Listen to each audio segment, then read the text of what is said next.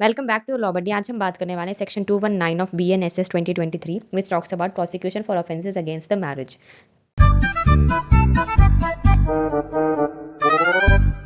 Section 219 का subsection 1 जो है ये बात करता है कंप्लेंट सिर्फ विक्टिम या अग्रीव्ड पर्सन ही फाइल कर सकता है।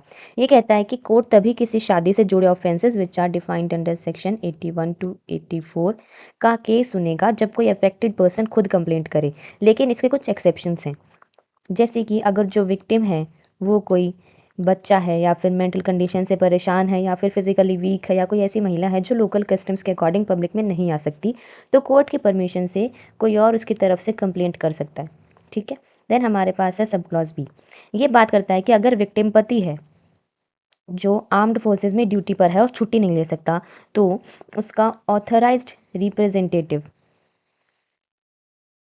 कंप्लेंट कर सकता है, लेकिन स्पेसिफिक रिटर्न ऑथराइजेशन के साथ। ये क्लॉज 4 में डिटेल में दिया गया है।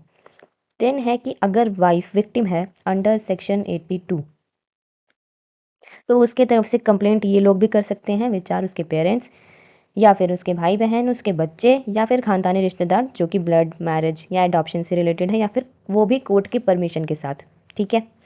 फिर है सब सेक्शन 2। ये बताता है कि अगर सेक्शन 84 के ऑफेंसेस में सिर्फ हस्बैंड ही विक्टिम माना जाएगा, मतलब अगर किसी और ने कंप्लेन किया हो, फॉर एग्जांपल उसके फ्रेंड ने, तो वो वैलिड नहीं होगा। ठीक है। देन हमारे पास सब सेक्शन 3। ये कहता है कि अगर कंप्लेंटेंट गार्जियन नहीं है, अगर कंप्लेंट किसी माइनर या फिर अनसाउंड माइंड पर्सन के बिहाफ पे ऐसे व्यक्ति ने फाइल किया हो जो लीगल गार्जियन नहीं है, तो कोर्ट पहले रियल गार्जियन को नोटिस भेजेगी उसकी सुनवाई के लिए, यानी कि उसे उसकी सुनवाई का मौका देगी।